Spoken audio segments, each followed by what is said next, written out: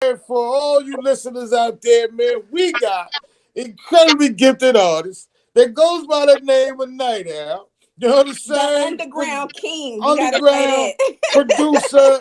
You know what I'm saying? Radio Radio personality, personality. You know all what of I'm that. saying? So, you know what I mean? So, I just want to say, man, welcome, man. And first question is, man, how the industry treating you, my brother? Say that again. How's the industry treating you? Oh, got you, man. I mean, it's lovely. I'm still in the game, so as long as I'm still pushing forward, then everything is lovely. Yeah, no question. So tell everybody, man, for those that don't know who you are, how long you been doing your game, man, and where you're originally from? All right. Well, first of all, I'll answer it the other way around. First and foremost, St. Louis, Missouri, STL Yeah. 314 L's up all day. Yes. Born and raised. So that's the nest, that's the home, the foundation. As far as how long I've been doing it, I don't like to give a number. I just like to give a timeline of how I've gotten to this point where I'm at right now. So, as you said, radio personality. I was on with Q95, back in the early 2000s when, Nelly dropped Country Grammar and the Rams won the Super Bowl. 2004, I was living in Atlanta, working part-time at the radio station. In 2007, I was in Augusta and then moved back to St. Louis back in 2007. Got a deal with Select Records, put out a couple albums, stayed consistent with the underground community, but was also working, in the community. I had a social work degree. So, I was working as a residential counselor, working with, young adults on the spectrum of autism, Asperger's, and also putting in my work, with my degree and whatnot. So still staying full-time music artist, playing at places like Blueberry Hill, playing at places like the Pageant, Old Rock House, recording at Fat Buddha, recording at Shock City, recording at Red Pill, recording at Software Studios, just really putting in work, So each year went by, put out an album, put out a new video, put out an album, put out a single, put out this, started getting the merch game up, So next thing I know, fast forward, I'm up to like 26 albums. I put out 30 singles last year. I drop a single every Friday, a video every month, 2 or 3 albums per year. So that's how we at right now. Yeah. And I just want to say real quick, super quick, Nite Owl. I mean, it's good to have you on the other receiving end and you being interviewed from us because I was a fan of yours. Even in the radio days, of course, I went by Alizé, of course. So I used to call in at Q95 every Monday night, just you know what I'm saying, to tune in to you, Jay Nix, Tony J, rest in peace, and just everybody. So y'all was family. Absolutely. And as soon as you said the name Alizé, then I knew exactly who you were, by name, because I left out.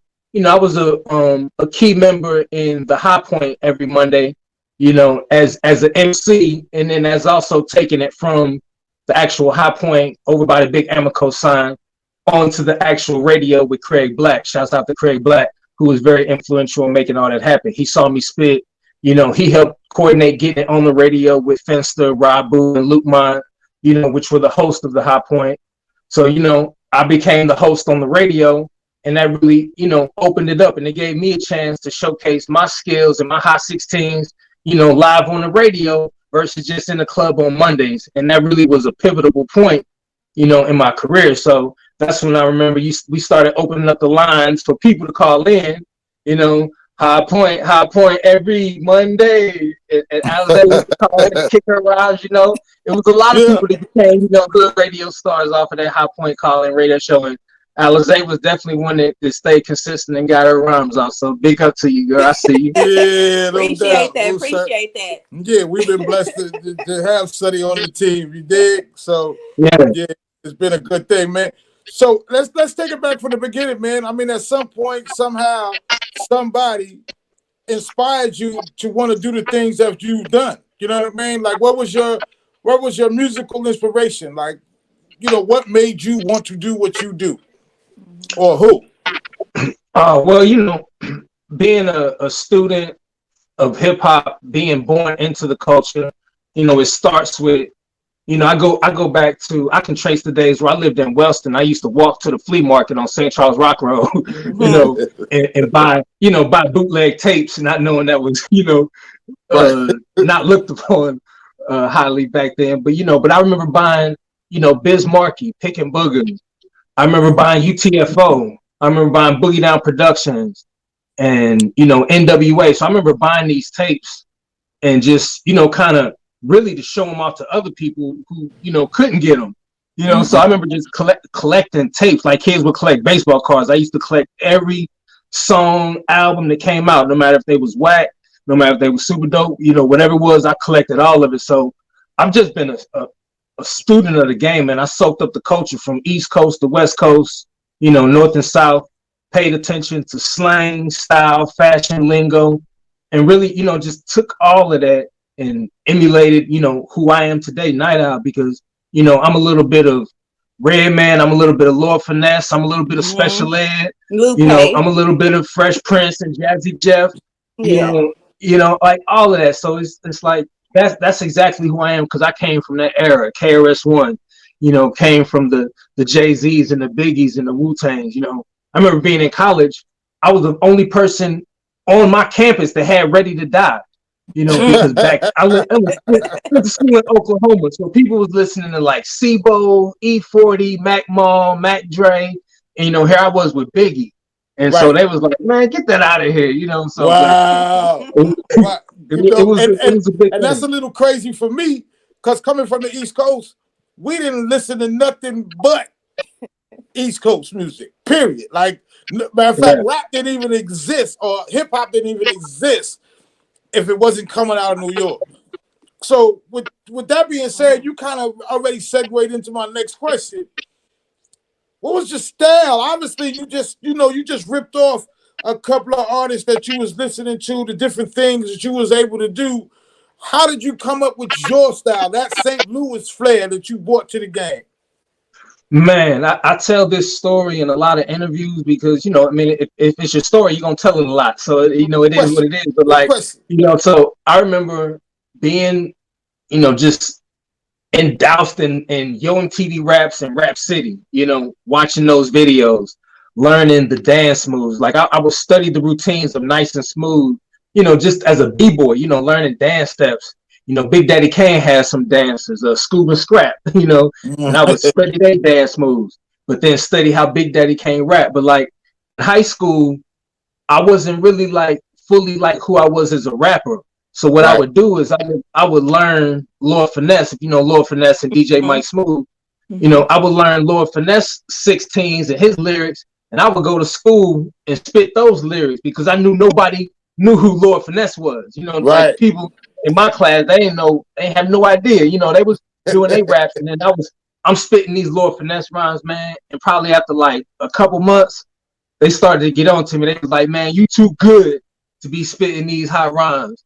What gives? Like, what's going on with these?" And I now, I'm taking it to the grave. Except now, never told them until one day somebody called me out. They was like, "Man, those is Lord Finesse's lyrics. You've been biting his." And I was like, all right, you got me. And so that was probably like my senior year in high school. So then from there, I started to just kind of write rhymes like Lord Finesse, but was catered towards me, Yeah. So, and that was being really heavy with the similes and the metaphors and the comparisons. I'm like this and I'm fast as this.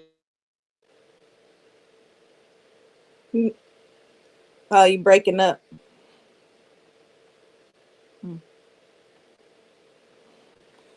All right. Yeah, we kind of lost him for a second. Yeah. I don't know.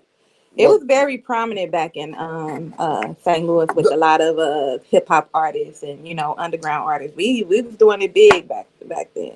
Yeah, I'm still doing it big now, but everybody has flourished and everybody has like grown and moved too. So yeah, no, he definitely said it. You know what I'm saying? And then for him to kind of figure that out, where he was rapping and kind of brought something to the table that nobody else was able to hear, then that's what that is. You know what I mean? So let's talk about the style, man, and when you did what you did. Once a cat realized that you was doing a little ad-libbing to the finesse video or to the finesse style, you know what I'm saying?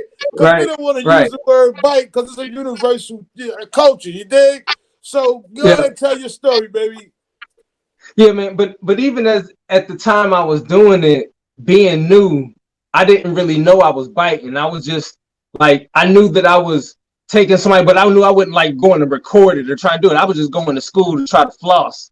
So, but that helped me, I claim that and I own that because that helped me, it helped me learn how to like, rhyme, how to like say lyrics, it helped me how to, do a cadence. So I'm like, for me, I'm learning from the best, So once I got called out on it, I just started taking that same style, how he would do it, and just use like my story, and use, what happened to me that day instead of what happened to him, and use my friends' names instead of his friends' names, so it developed from there. And then I just started to, really get my voice and put my story into, what was going on and really, studying new artists as they was coming out. I remember the first time I heard Naughty by Nature and I was like, man, Tresh just rhymed different than Rob Bass and Easy Rock. I'm like, this is different. Like, and it captivated me. So it's like, I would just study how they would style, man. And I would just, it's nothing new that artists don't do. We all pick and, pick pieces from everybody. I grew up listening to Pac, and then like my mom, she used to play a lot of old school hip hop and different things of that stuff. So I listened to Pac a lot, but then like in my rhyming and different things like that, like people would always compare me to a girl version of Pac. So, and I just cultivated my skills and was just like, I just took my rhymes and just start rhyming and just start writing and different things like that. So yes, it's easy to tell. You can listen to a lot of people and tell like who they're influenced by. Like, I get people will say to me, like, at my whole career, they'll be like, they'll say, you sound like Jay-Z, and that could be like your vocal tone, or maybe I said like a line that may sound like him, but clearly you're not talking about like our bank account. I rap like Jay-Z, or we just rap about the same thing, but that's my favorite rapper that I know that I'm gonna do some things and say some things, in a So one of the interesting things to me, he looked like he froze again. Was you being able to choose Lord Finesse? That was really extraordinary. So it looked like he froze again. So for my listeners out there, man, y'all just stay locked in. We was having a little technical difficulty. Nite Owl, I don't know, the location signal going up and down. We'll play one of his videos until he gets right. We'll play exactly. How about let's do that? Yeah. Man. So no, he back. Okay. He back. All right, I'm sorry, y'all, man. I'm sorry. No, it's all right. I mean, we figured out it's probably where you sitting at. Your signal's going up and down. So but I hear you now. We back. We good. Okay, cool. So what I was getting ready to say was, for me, it was pretty interesting that out of all the hip hop cats that was out back then, that you chose Lord Finesse.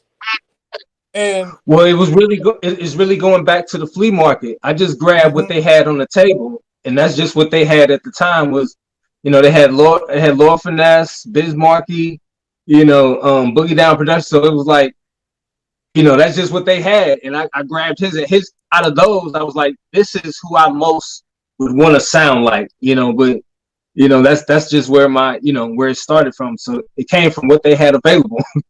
Right. Okay, and you had the style voice for it, and then like speaking of school, did you go to school for like radio broadcasting, or it was something that was just came to you? No, well, I went to school on a football scholarship, but my degree was in social work, human services. I worked in social work my whole career, so I didn't get into radio I was actually working at Annie Malone's, you know, a children's home in St. Louis, across the street from Sumner High School. Mm-hmm. And I remember the Lunatics were performing at the high school, like for a special senior graduation day.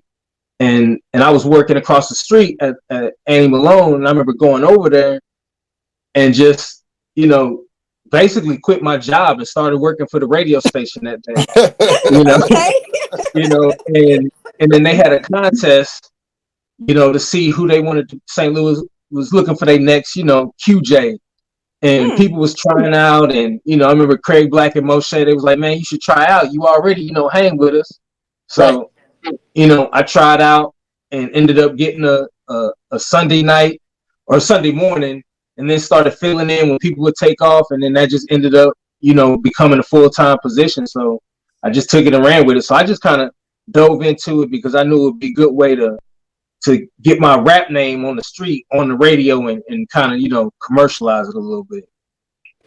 And y'all gave a lot of St. Louis artists, like, y'all showed so much love for us, like so much love. We had a show called St. Louis Love. Really? Oh wow! Every Sunday night, okay. You know, where we would play, you know, all the local music.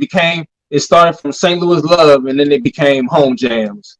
And you know, DJ Snow, DJ C Note, DJ Stan the Man, DJ Boo, you know, all these guys would, you know, guest DJ Needles. They would guest DJ, you know, on these Sunday nights and play an hour. It started from 10 to 12, all local music, from 10 o'clock p.m. to midnight, all local music, you know. So it was helpful to a lot of artists, you know. It's just good to show love in your community, you know, to give back to, you know, to the community. That was our saying, you know, connected to the community. So it was good that we gave back and gave artists a chance to, you know, have a song heard every Sunday. Are you still on radio or still doing any radio? No, I definitely don't do any radio now. The last time I worked on the radio was when I was in Augusta, Georgia, working for Foxy 103.1 Jams, you know, Radio 1 station back then. I started out from 6 to 10, and then they moved me to overnights, and then that's when I ended up moving back to St. Louis in 2007. So it's clear to me that you had an absolute skill set for all of the different things that you've been doing. You know what I mean? And for some of us, it just comes naturally. And it's obvious that Nite Owl had it all done naturally. You know what I'm saying? So was there, through your years of the different things that you was doing, whether it was creating music or being on the radio, what was the one thing that you loved the best, and what was the thing that was most difficult for you to kind of conquer?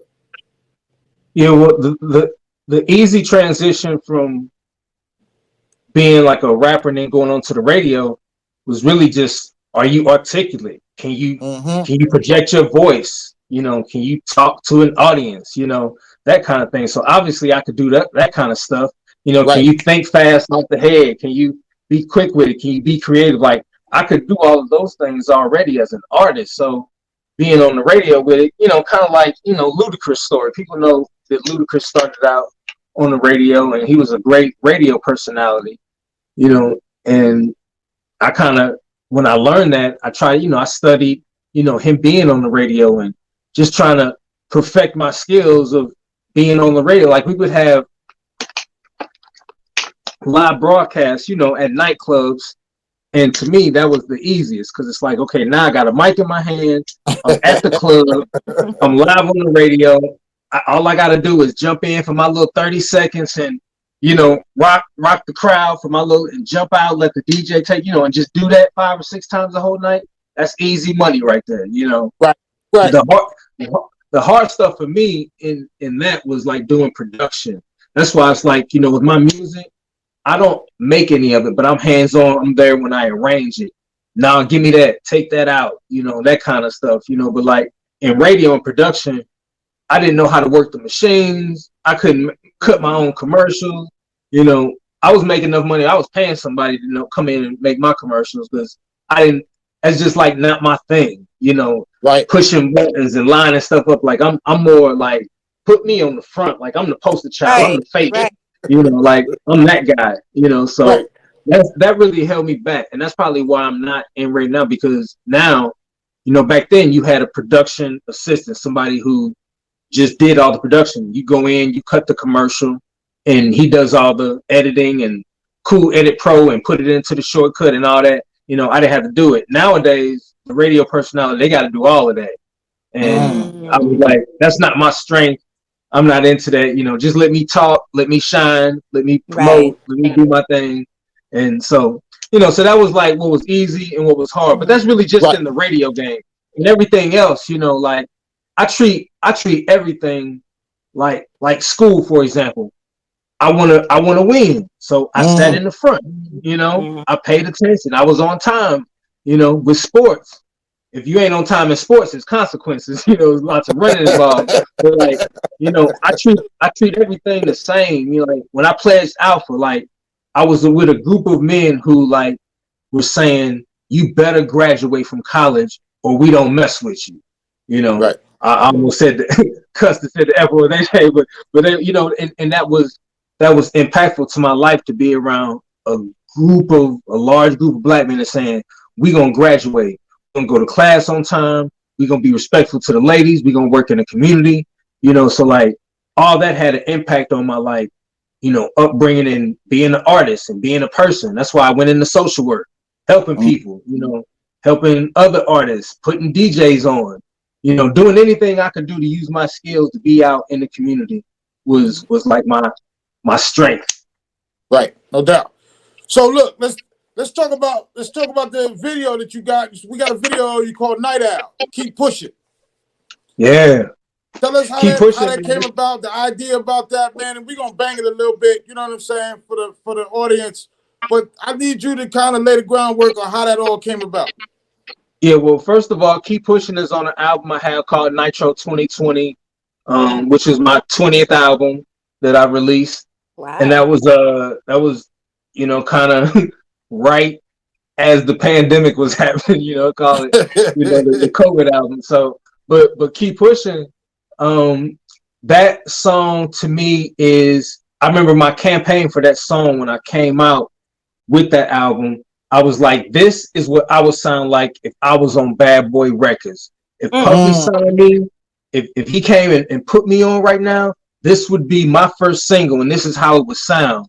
And I did all that from how I picked the production, from how I, you know, wanted to do the intro, which was patterned off of Flavor in Your Ear remix with the two bottle clicking, you know, yeah, boy, come out and play. I know. So I wanted to like make that be like, this is me on Bad Boy. So that, and all that was just talking myself up to, you know, make a song, put a videos, because, you know, obviously I'm not on Bad Boy, but this is the mindset that I put myself in to create that song. And that's why in the second verse, you know, I say, you know, something about, you know, I make a Biggie reference, you know, Biggie Smalls is the illest, you know, just to keep that bad boy feel. And in the third verse, I mean, we shot the video out in the Del Mar Loop, and it's a really powerful video because it's the police chasing me. You know, I'm wearing the I Can't Breathe shirt, you know, which is paying respect to Eric Garner, who really kind of first set the world on notice with the I Can't Breathe. And I wanted to wear that to kind of represent him, bringing the police involved, but also bringing a lighthearted spirit to the video by kind of, if you will, showing me and the police coming together at the end. So it's like, you know, we go from them chasing me, them beating me, but yet at the end, you know, we dancing together. And that was just me trying to put my fun twist on really how I want the world to be, even though I truly deep down, you know, very strongly dislike the police. But in a good world, I would, you know, have us all dancing together. So I threw that in the video. The car in the video is Joe Edwards, which is the king of the Del Mar Loop, you know, owns Blueberry Hill. He let me use his car for the video shot. The beginning of the video, I got a bunch of local people, you know, to come in at a gym to just give me another feel for the the theme of the video to keep pushing. So keep pushing in life, in your job, keep pushing in your music career. You know, keep pushing. All right, well, we gonna check it out. Keep Pushing by Nite Owl. Nitro, come out and play. You know we had to do this right. As we proceed to give you what you need. 9-5, mom. 9-5. Get live, mom. Get live. Hey, Ross, turn my mic up a little bit. Okay, I got you. As we proceed to give you what you need. Get live, mom. Come on. Shit, I've been in it for a while now. Got the flow plus the image and the style down. I've been all the way up, I'm coming down now. Shit, you blowing my high, I need another round. One ain't enough, I need two. It's hard being the prince and the king of the loot. I've been multitasking for the past couple months. A few trying to get my shit in order on making my next move. Let's talk about it. 2 albums in a year, it ain't nothing. 3 singles back to back, somebody pushing his buttons. But 2 deaths in the family, it'll drive you crazy. Creating separation with you and your lady. Yeah, you gotta keep pushing, keep moving on. You gotta keep pushing, keep getting strong. You gotta keep pushing, yeah, keep pushing. Come on and keep it moving. Yeah, you gotta keep it moving, keep it moving. Yeah, you gotta keep it moving, keep it moving. Yeah, you gotta keep moving on. Baby. Biggie Smalls is the illest. If you saying something different than what you talking about, Willis. What you talking about? Nitro Owl is the realest. If you got a different opinion, you hating from a distance. Now I can understand your slight resistance. If it ain't your cup of tea, then part ways with me. It's easy. Log off and walk the other way. Clear your head, get some air, come back another day. I made a little bread cause I'm artless. The cheese I got make it hard for me to part with this. Money is addictive, so is cannabis. I need both, I know it's hard for you to handle this. Yeah, you gotta keep pushing, keep moving on. You gotta keep pushing, keep getting strong. You gotta keep pushing, yeah, keep pushing. Come on and keep it moving. Yeah, you gotta keep it moving, keep it moving. Yeah, you gotta keep it moving, keep it moving. Yeah, you gotta keep moving on. Who shot you? Shit, you know the police did. I was smoking a square till they came out of nowhere. Damn. My cell phone looking like a gun. Shit, that's reason enough for me to try and run. But I'm just out here trying to sell my CD. I ain't even got a hoodie on, everybody can see me. Next thing I know, I'm in a goddamn chokehold. I told him I can't breathe, please somebody make him let me go. Feeling like that I'm about to take my last breath. Seeing flashbacks of taking my last math test. And all of this, it could have been prevented. But you was brainwashed with hate since the beginning. Keep pushing. Yeah, you gotta keep pushing, keep moving on. You gotta keep pushing, keep getting strong. You gotta keep pushing, yeah, keep pushing. Come on and keep it moving. Yeah, you gotta keep it moving, keep it moving. Yeah, you gotta keep it moving, keep it moving. Yeah, you gotta keep moving on. Hey, I'm feeling it. Keep pushing. Hey, yo. I'll be feeling that 100%. You know what I'm saying? I feel like you took me back to New York in Brooklyn via St. Louis, baby. You know what I'm saying? Like, Appreciate it. We definitely gonna push that here because that's super, super dope. I like the concept in the video, and you know how you had on the I Can't Breathe shirt, and you know was dancing with the police and all of that stuff. That was cool. Right on. Thank you so much. I directed that, but I also had a lot of help with, I like to claim my credit, but I also like to give credit to other people that were involved too. People that shot the video, the cops are, good friends of mine who actually duplicated my CDs for years and did my artwork. So it was a good collaborative effort on a lot of people's part. So big shouts out to everybody involved. Yeah, big ups, baby. So I got a question. How does it feel to be on the other side? Usually you interview people, now you get interviewed. How does it feel to be on the other side?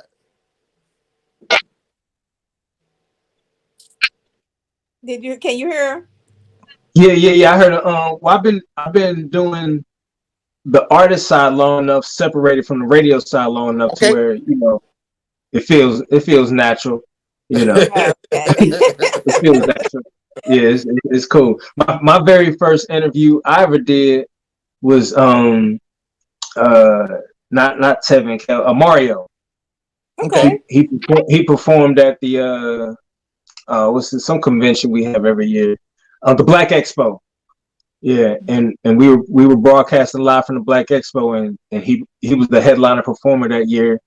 I remember in 2001, and that was my very first interview. And then my second interview was Vivian Green. She had Roller Coaster.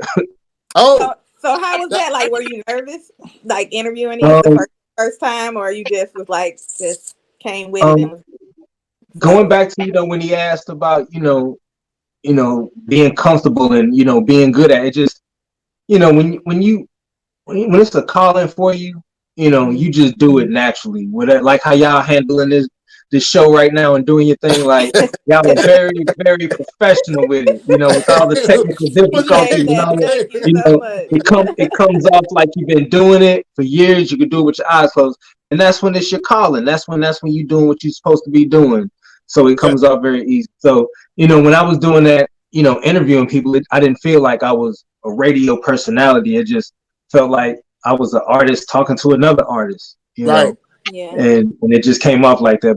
But Mario and Vivian Green, you know, were my first two interviews of, you know, celebrity status. And it was a good experience. They was both real cool, you know, both signed, you know, my little autograph for me and all that. So I'm also curious, man, because I'm loving it. I'm like loving this whole thing. To be honest with you, Nite Owl. Yo, I'm like feeling the whole thing. You know what I mean? Because if I wasn't, I would have been had a sourpuss on my face. I'd have been rolling you up and rolling you up out of here. You know? Appreciate it, fam. Yeah. So my question, man, is I'm watching the Nite Owl attire. Hey, man, that's beautiful.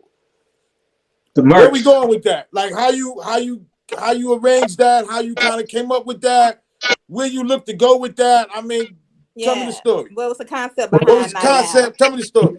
You see the logo, right? Not all day. Yeah. so that's the original logo. And my frat brother made that for me back in probably like 2000. You know, he designed that for me back then. And then the logo on the shirt, like the gold logo, that's like the more updated Rolex, you know, logo, the classy logo. And that comes from branding, man. You know, you got a brand. So it's just, it starts with initial branding. You know, get you a logo like Pepsi, like Coke, you know, make it be. So when people see that, they know what to expect. What was the concept behind Nite Owl? Like the name itself, Nitro Alias or Nite Owl? It can't, the pledging in college, the people I was pledging, we did all our pledging late at night. So the 6 guys from the first line that I pledged, they gave me the name Nite Owl on a paddle. And I remember looking on a paddle like, oh, man, that's a cool name. You know, I was like, thanks, that was cool. And then I remember getting on the radio. You know, when I got on the radio, I was on at night. I just remember thinking, what was I going to use? Because I go by LA, which is short for Lamore. My real name is Lamore, but people call me LA for short. But I didn't want to be LA on the radio. So when I was looking for a name, I just remember I had that paddle. They was calling me Nite Owl, you know. So I just rolled with that, you know. And so the Nite Owl got it's the owl with the microphone and all that, you know. He's doing this thing. No, you know? So I'm just trying to brand my name, man. Trying to get clothes to sell at shows. You know, that was the next big thing. You know, I'm personally looking at your shirt. It reminds me of some. Yeah, I started selling, you know, just shit. Regular little T-shirts, man. Back then they didn't have my logo on it. Right. But the logo that you got on now, you can put that on a superhero uniform or some shit. You know what I'm saying? Like, I'm like the wings on the end and all that. Like, that's appealing to me all the way around the board. Man, I appreciate it. You know, once again, I got to give credit to my sister who helped me, you know, get to the point where I could actually. Man, I probably made like over $500 in merch, you know, in the pandemic because I couldn't get out there. And it's just a good way to keep your name out there. You know, people, you know, I went through that era of selling CDs, you know, like, you know, most people did who was grinding in that, you know, that 90s era. And, you know, when people would also figure they buy CDs, they would also buy, you know, T-shirts, you know. Every concert, even if you've only been to one concert in your life, you usually buy a T-shirt. You know, I remember I went to the Hard Knock Life concert, you know, Method Man, Redman, DMX, and Jay-Z played right down here downtown St. Louis. And I just remember saying, I can't leave there without getting a T-shirt, something that proved that I was here, you know. And that became the thing, you know, when fans couldn't get out and perform during the pandemic, you know, and couldn't buy CDs or maybe stream music, it became a thing to like really go heavy on the merch. And that was some game that somebody passed down to me. So, you know, I was like, let's do it, you know, put me on to the... I think the COVID was a big moment for everyone too. And that it kind of put it in a lesson to where it should have motivated everyone to be like, okay, still keep your hustle, still keep your grind, and still do your thing, you know. Yeah. In fact, I keep them in stock right here. Yeah, no doubt. Green. Let's see this green. This the fresh green right here. I mean, I gotta get one of those. You know what I'm saying? Yeah, that's what's up. I gotta rock one of those here in AZ. Yeah, you know, so we'll put that shit on while we were doing media somewhere. You know what I mean? Like, you know. Yeah, and that's one of the advantages that I try to strive for. Like, you know, when people talk about getting followers and stuff, like on certain platforms, I remember I had to get like, you know, I remember when I got on Instagram, I had to get 10,000 followers before I could start selling my merchandise on Instagram. And so that became like thing. I was really pushing a lot of content to get these, you know, followers just to be able to have another platform to sell my merch. Because I sell it on my website, niteowlhiphop.com, you know, but like, you know, I try to push it in other places, you know, sell it on Spotify, you know, selling it on YouTube.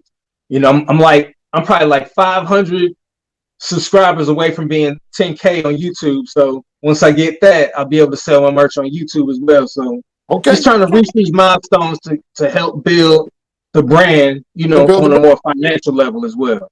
Yeah, no question. And talking about building a brand and you like doing a lot of things on YouTube and Instagram, like could you like go into just a little bit like of maybe like some marketing secrets or your ways to like how can people cultivate just kind of like gaining more followers or, you know, gaining more things for their brand as far as social media? Because, you know, I know that a lot of people struggle with that. Okay, yeah, no doubt. Well, you know, in full disclosure, I did I took a course, I took a class, a marketing ads class on how to run ads. So that was, and this was all right in like March, April of 2020.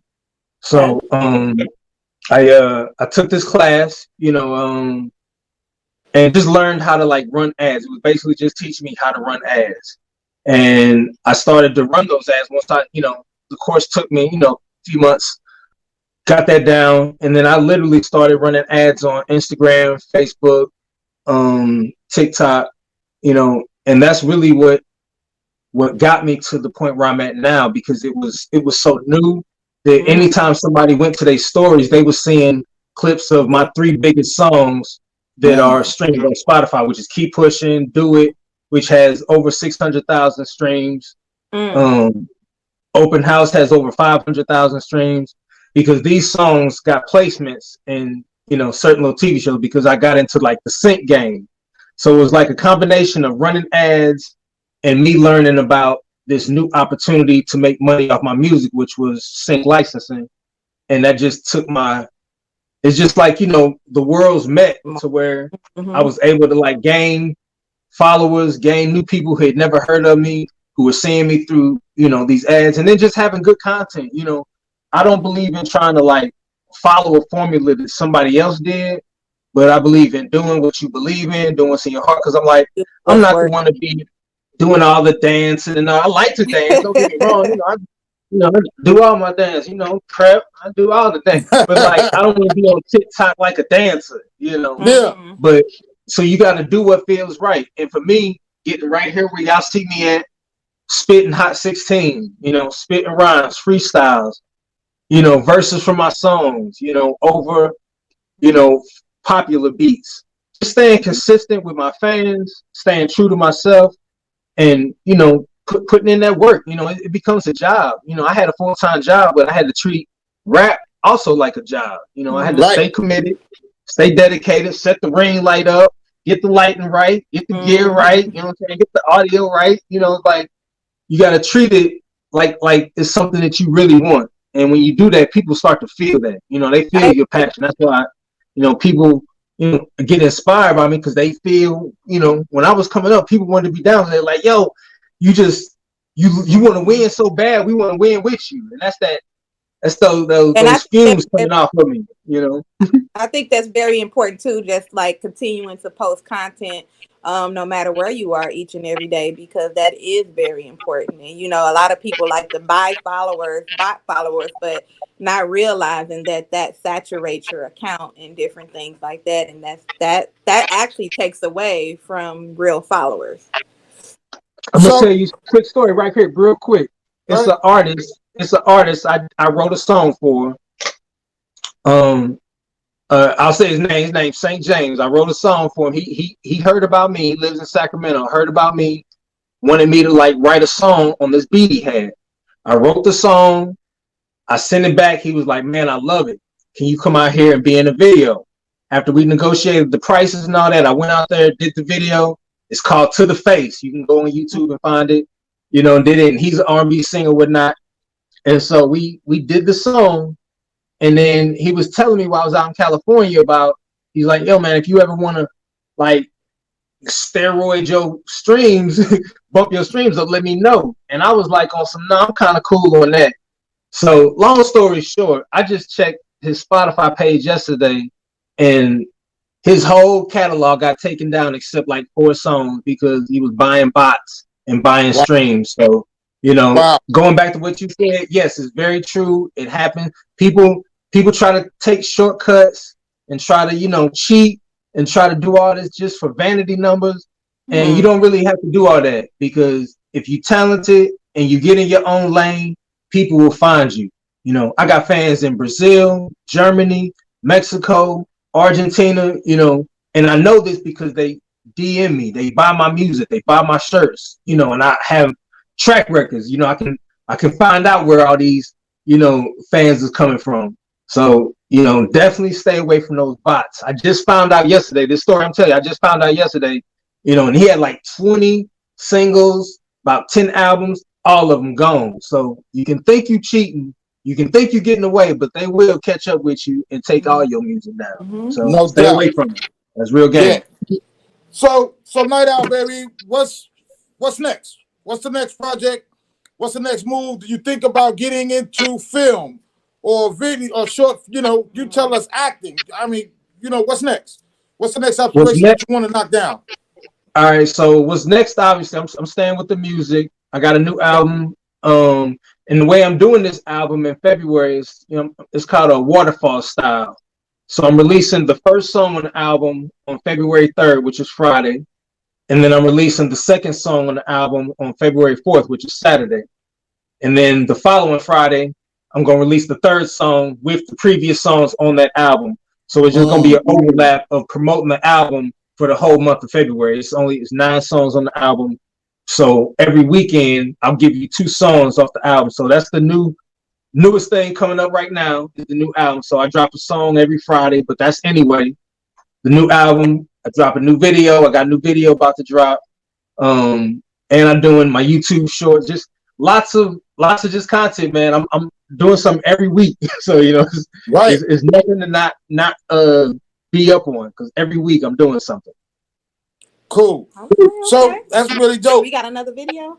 No, because we up against the time right now. Okay. So real quick though, Nite Owl, before we go, I need you to shout out and plug everything and everybody that's helped you get to the place that where you are today, my brother. Yeah, definitely, man. Big shouts out to my graphic artist designer, man. He go by the name of Hype Dog. He used to he was a pioneer in St. Louis. Shouts out my man Odie, who was down with Silk Smooth. He rapped with Silk Smooth, my man Odie. DJ Stand the Man, DJ C Note, my assistant Mimi Brown, and my camera crew, man, all the people that shoot all these videos. A lot of them live in Oakland. That's really where I shot a lot of my latest material. They keep pushing. I shot in St. Louis, but a lot of my recent material were shot in like San Jose, Eastland, West Coast, because I just posted up out there to get a different view. I shot in St. Louis so much I couldn't find no more places to shoot. I had to go out to the West Coast and get some good weather and shoot it from different spots. But man, just big up to people like you guys that do these kind of interviews to give artists like us an opportunity, to tell our story and reach new fans and people that haven't heard of me. So I thank y'all. Big shouts out to y'all. You know what I'm saying? Also, too, go ahead and plug your social media, too, so people can know where to follow you, where to get your music, and all of that good stuff. Yeah, well, it starts with the website. Everything is Nite Owl Hip Hop. So the website is niteowlhiphop.com. My Twitter is Nite Owl Hip Hop. My TikTok is Nite Owl Hip Hop. My Instagram is Nite Owl Hip Hop. And then Facebook is Nite Owl. So it's all Nite Owl Hip Hop. Yeah. Well, which was done on purpose. You know what I'm saying? Yeah, that's real talk, man. So, man, like I said, we appreciate you coming out. But before you go, let me just say something, man, that I say to everyone, a lot of my artists that I kind of interact with. May you be blessed in all the things that you do every day, and may you prosper in each and everything that you do, each and every day that you do it, my brother. You heard? Thank you, my man. I appreciate the love. All right, Sonny. Hey, thank you so much. Big hug. STL'S up, baby. Be cool, cat. Assassinate me? Who the hell would want to kill me? I got nothing but friends. Man, these cats all in their feelings and shit. Oh, sensitive ass, passive aggressive ass. I'ma be direct. All right, here we go. Come for the king, better have a lot of weapons. Walk with a cane, but ain't no half-stepping. I step into the AM in the afternoon. Now I walk with bodyguards out with bats and goons. You can't assassinate me, I'm like Farrakhan, talking shit behind the window with a mic and a mask on. Recruiting prospect you shouldn't pass on. Short and overlooked, get your ass on. Now when I say that less is more, I'm getting my point across without even opening the door. Facts. I got a small circle, I don't fuck with dudes. Keep it short like my skits and my interludes. It's true. I stay golden, I'm an outsider. Robert Knight Frost, better known as a poet writer. The opposite of big, call me Frank Blacks in my skinny jeans with a motherfucking nightcap. Oh, you ain't heard that I fight back? Yeah, who's that? Nite Owl, Nite Owl. This another hot rhyme, and another hot rhyme. Make them all say, this another hot rhyme, call it Fire Part 2. Yeah, who's that? Nite Owl, Nite Owl. This another hot rhyme, and another hot rhyme, and another hot rhyme. Did you hear that? You hear that? You hear I got some fans that say, please bring the 90s back. So I hit up Cool Out Chris for this 90s track. Screenshot the conversation just for facts. Keep it simple, but it's potent, call it crack rap. It don't take all day to see that this is fat track. I'm as accurate when he's spitting hard with the backpack. Woo! I got a style called Shalou. Beat you up with these bars and get poked in the eye too. Woo! I got a crew called Lucia. Urbanized music team, Nitro, a few guys. Grown man flow, I beat these kids up. This is verbal abuse. Social service don't like me. What? Man, ask me if I give a fuck. We poor and angry. Do you still wanna try your luck? Nah. Don't know lives matter till black do. It's the power of words. Let me show you what rap do. I'm a master of my craft, dude. Yeah, who's that? Nite Owl, Nite Owl. This another hot rhyme and another hot rhyme. Make them all say, this another hot rhyme. Call it Fire Part 2. Yeah, who's that? Nite Owl, Nite Owl. This another hot rhyme and another hot rhyme. Make them all say, huh? What? Another hot rhyme and another hot rhyme. Yeah, who's that? Nite Owl, Nite Owl. This another hot rhyme and another hot rhyme. Make them all say, this another hot rhyme and another hot rhyme.